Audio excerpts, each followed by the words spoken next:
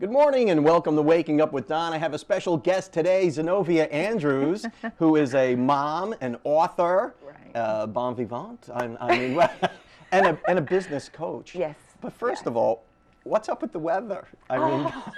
It's cold. It's freezing. Did you ever have one of those mornings, like I know I did today, where it was like so cold, you don't want to get out of bed, you're just not motivated, you know, and I'm bad with the Facebook. I'm laying in bed, I'm looking at my little Facebook account on my iPhone, and people are like, yeah, I got to the gym at 5 a.m. And I'm like, I hate you. Whatever. You know? Right. I didn't even feel like dressing. I mean, it was so cold this morning. It was so cold this morning. How cold was it? I saw a robin putting a worm in a crock pot. It was that cold. It was that cold. Yeah.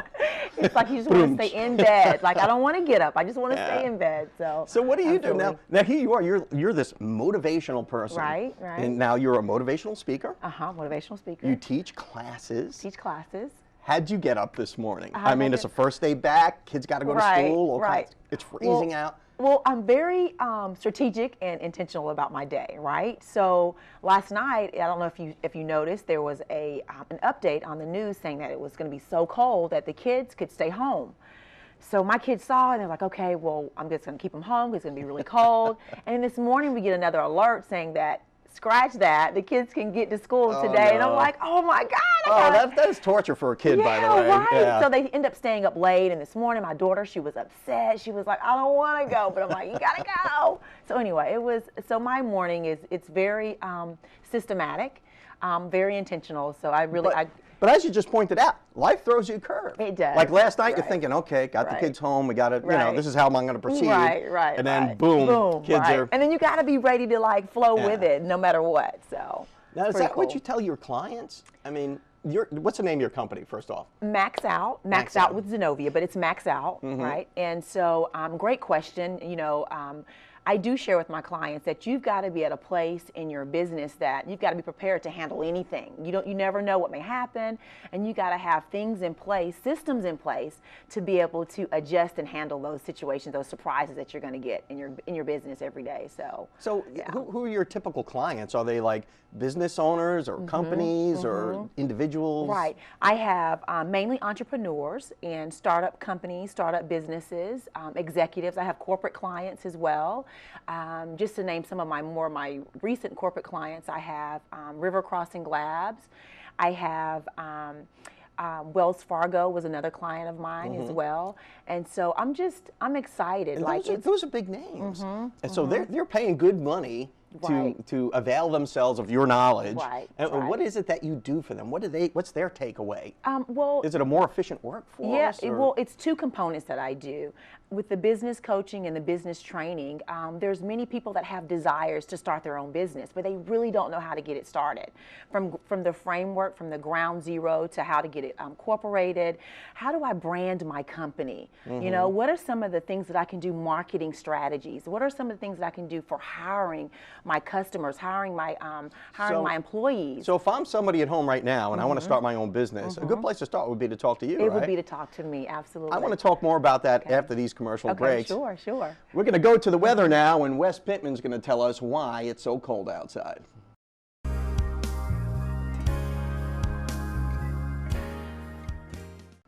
Welcome back to Waking Up with Don, and we're waking up with Zenovia Andrews and Maxing Out. Yes. Because that's the name of your company, Maxing Out. It's also the name of your book, Max Out. I want it all. I want it all. I want it all. And you know, just like, it's like the last show. The best interviews happen during a commercial break. Right. Now, you know, the tease on the way into the commercial break was, if I'm watching this now and I want to start a business, why should I go to you?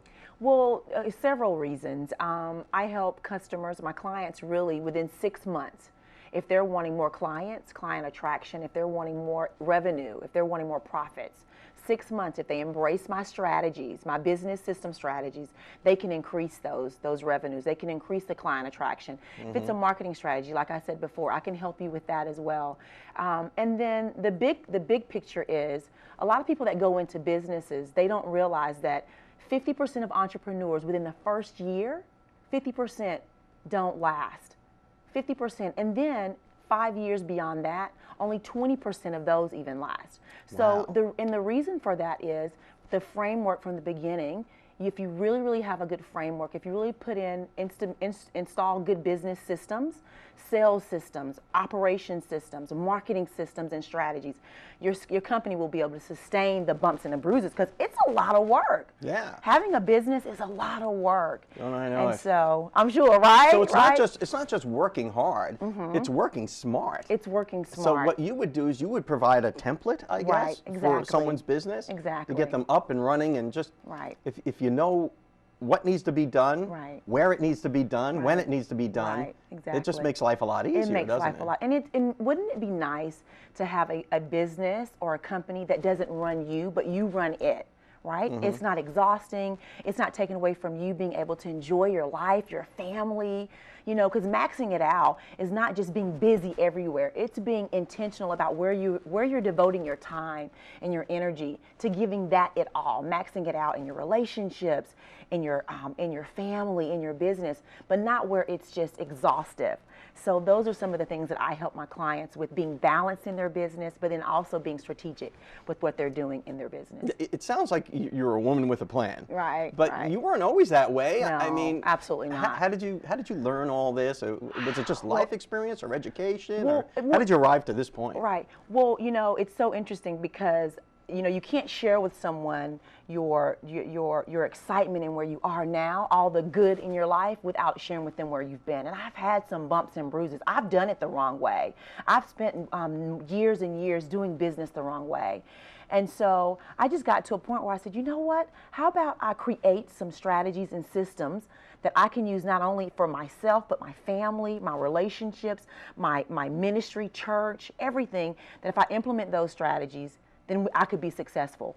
So I'm just excited to be at a place where I do what I love to do. And I love to help people live their dreams, their businesses, their goals. Absolutely, that's what I get excited about. I can tell. And you love it enough to write a book about it. Exactly. And how did that all start? Because that's a labor of love. I mean, Right. writing a book is kind of a big Right. deal. I mean, Right. you really have to devote yourself and Right. focus yourself Right. to start this project, Right. finish it, and Right. get it out there. Yeah. How did that begin? Well, with this book, I thought about my company. I thought about, max out. I want it all. And I thought about, well, what are some of the things that hinder you from actually really having it all? When I say having it all, meaning that I believe that we're here in a place where we can have everything that God created for us to have, right? Especially if we overcome obstacles in our past. And so in this book, I talk about how to overcome obstacles that will prevent you from having it all. And I use this formula. And what are some of those obstacles? I mean, some of the obstacles could be past failures, like you've tried to start a business, but you failed, so then you won't try to start another business. It could be that you may not have the resources that you want to be able to, it takes money, right, to be able to start a business. It's just not going to happen. Things aren't just going to fall from the sky. You need resources. So with those obstacles, right, you need to be able to have something, a weapon, and this Max Out book is a weapon that if you embrace the principles that are on the inside of it, you can overcome those obstacles that are going to prevent you from having your success in life. And I use this formula in the book. It's called the FAT formula. Fat, as in F-A-T? F-A-T. Not P-H-A-T. Right. Different fat. Fat. All right. Fat stands for F, meaning to acknowledge your feelings, acknowledge those things that are hindering you. For example, when I was in pharmaceuticals for 14 years. 14 years I was in the pharmaceutical industry. And so with that, I had to understand that I had a child earlier on and I got laid off. And so when I got laid off, I had to lose weight. I had to get back in shape. And so you know what? I couldn't sit there and tell myself, I'm fat, I got to lose weight. This is going to hinder me from getting another job. I had to acknowledge my feelings and say, you know what? Get over it, get your butt out there on the track, work out, rejuvenate your mind. You can do it. So I had to let go of those acknowledge your feelings, and then the A is what? The A is accept those feelings, accept where you are and be okay with it. You got to acknowledge where you are, acknowledge your feelings, accept where you are, and then the T stands for transcend. Make yourself get up and do what you know you need to do. And it's easy as that. Snap your fingers and just get up and go. That's the hardest part. That's the hardest part. That's like me in bed this morning Right, when it's freezing cold out right. and with the wind howling outside. Exactly. Transcend those feelings and just do it. Do it anyway. And then another key to that is make sure that your circle of influence, your friends, your support, they have that same type of mojo, those same type of, that energy. You need that in your life, that energy of people that say, you know what, you can do it, sister. You can do it, Don. There's nothing we can't do. So anyway. You've heard that old axiom of, show me your friends and I'll show you what kind of person you are. I guess that holds true with motivation as well. It does. It really does. Birds, I think my dad used to tell me, birds together flock together. So that's so true. I mean, it's really, really true. So how do I get this book? Great question. You can go to my website, www.zenoviaandrews.com. It's spelled Zenovia.com. And if you need a business coach, I would love to serve you in that. You can go to my website as well. If you have an idea that you're not sure how to create and develop it, I would love to help you with that. So, so if you want to max it out, we'll go to your website, get this book, and visit Zenovia Andrews. Yes. We'll see you after these messages. I hope you're motivated as I am now.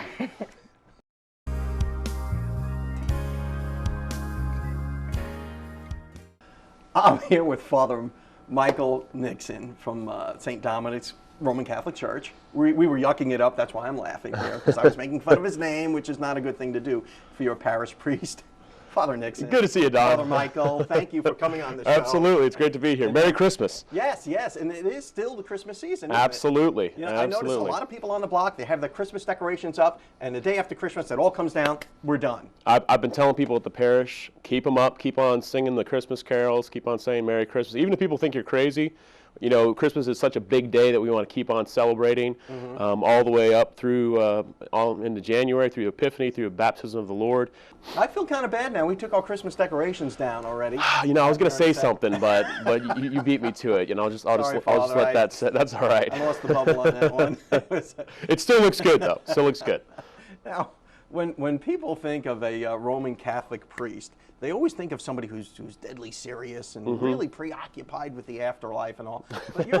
But you're a little different than most. I'm mildly preoccupied with the afterlife. I would think you would be, because that's your business. Yes, it is. And you have a special relationship, and you lead a very special lifestyle. I'm very blessed in being a priest. I've been a priest now for about 3.5 years. I was ordained in 2010. I'm a priest of this diocese, so the Panhandle, basically the Pensacola Tallahassee diocese, and just recently assigned at St. Dominic's, which I absolutely love. Excuse me, and just getting to serve as a priest, it's a lot of times people think about the things that we give up, that we're not married, that we live a life of consecrated celibacy for the Lord, that we kind of have an obedience to the bishop, and that where he sends me is where I go. But there's a real freedom in that. From what I've found, it's such a joy to be able to serve as a priest. And so it's not so much what I give up, but what I get, which is so much grace and so much love and happiness and fulfillment that if I had a choice to do anything else in the world, if the Chicago Bulls called me tomorrow and wanted me to be the point guard, first of all, I'm a terrible point guard, but I would say no. I mean, no matter what other opportunity it would have been, this is the best possible thing that God could have called me to, and I absolutely love it. Yeah, I mean, we really think of it as a life of sacrifice, but you look at it quite differently. That you get more out of it than you put into it. And the only thing I could make a parallel to is maybe military service. You go where they tell you to go, you do what they tell you to do, but you do have the satisfaction of knowing you're serving your country. But it's almost, you've taken this to a whole new level. Yeah. Something even bigger than the country. As great as our country is. And that's just part of the joy, because I also get that takes on flesh, so to speak, in serving people. I get to work with just amazing people all the time and be with people. As a priest, I get invited in, just because I'm a priest, invited into the most intimate and profound moments of people's lives. At the beginning of life, but also all the way through, all the kind of stages in between, and all at the end of life as well, where I get to be there, to be with people, to pray with them, to help them find grace in the midst of very beautiful but sometimes very challenging times. That's just one of the things that in one day I can go through a whole lifetime of experiences, which is an amazing grace. Yeah, they wrote a song about that, too. They did. It's a great song. Yeah. I've heard you sing, too, by the way, so you're actually a pretty good singer. Yeah. It helps in the job. And we're not in a real big Catholic area down here, but there's a substantial Catholic population here. And we've got a new pope. And when we see kind of a young, cool priest like yourself, it's kind of emblematic of the way the faith is going now. And I'd like to talk more about that after this break. Maybe we could kind of drill down at that a little bit. Okay. And you could talk about the new direction of the church. All right, that sounds good to me. Awesome. We are here with Father Michael Nixon, and I'll see you after these breaks.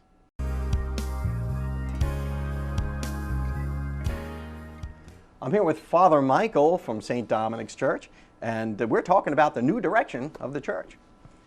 Father, where are we going with the new pope? I mean, he's a little different than what we're used to. Well, I think like everyone, I was very excited when Pope Francis was elected. I loved Pope Benedict. Unlike a lot of people who talk a lot about Pope Benedict, I actually read a lot of what he wrote and absolutely loved it. It was well, beautiful. People don't realize that the popes are real scholars. Yes, I mean, yes. They're very accomplished. And especially Pope Benedict, who's maybe one of the biggest theologians, most important theologians of the 20th and 21st century. And then before him, Pope John Paul II, I kind of grew up on Pope John Paul II, we all did, yeah. So I guess, sometimes when people talk about the electricity of Pope Francis, they might be forgetting about the electricity of Pope John Paul II that I think Francis is definitely building on in a pretty profound way. I got to see John Paul in 2002 at World Youth Day in Toronto.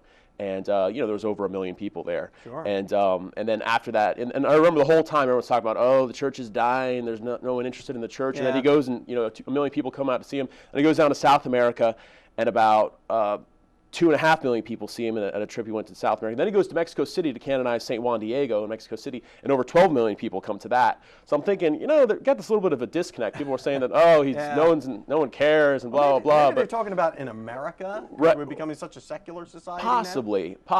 But even when he came to America, when he came to the United States, huge crowds. There's an interest there. Whether or not people are allowing it to affect their lives is something else. And I think you see that in Pope Francis, where people are very excited about him, because he definitely has a different kind of charism than Pope Benedict. He's still Catholic. He's still teaching what the Catholic Church teaches, but he's got a different angle and a different way of bringing it about. And he really teaches in a way that I think people can understand, which is through symbolic actions. For him, even when he's in a large crowd, I don't think he's very comfortable with large crowds, actually, from what he said. So he's going to key in on a certain person. He's going to key in on people that are handicapped or people that are sick. I think what he does, and not just for Catholics, but across all faith groups, it kind of resonates when it's like, I'm not going to take the Pope mobile, I'm going to ride the bus. Right. I mean, people are like, all right, my kind of guy. It's somebody who's relatable. Absolutely. And for his own very personal reasons, kind of getting rid of any of the trappings of being above other people.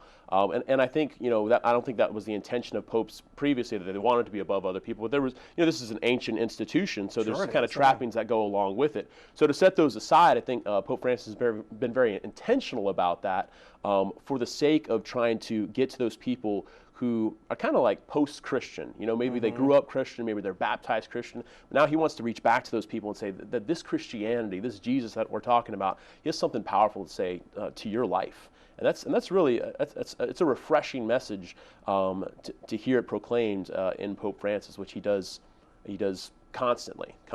What could non-Catholics take from his example? I'm sorry, go ahead. No, go ahead, please. I think that what he brings in kind of the magnetism is joy.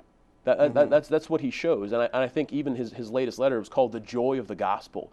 So when people see someone truly joyful, truly filled with life, that's attractive. It's like, what is that all about? And I think that when you start to hear him speak, that magnetism. Okay, now I'm going to listen to this guy. I'm going to give him a couple seconds of my time. And when you start to hear him talk about the dignity of each and every human person, and you start to hear him talk about the need for us to live in a just society, and then talking about the conversion of heart that we're all called to.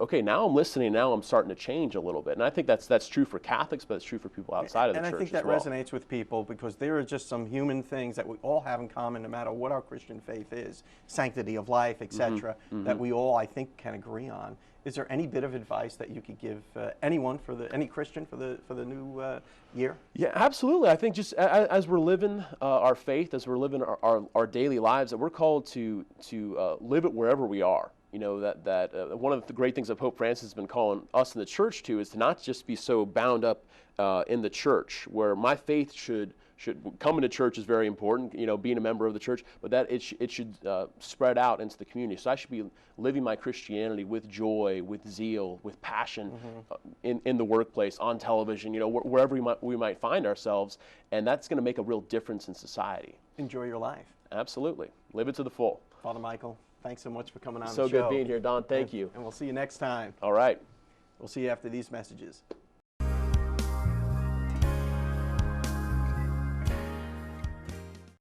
Special thanks to Father Michael and to Zenovia Andrews for being my guests today. I hope we learned a little something together, and hopefully we'll see you tomorrow. See you next time.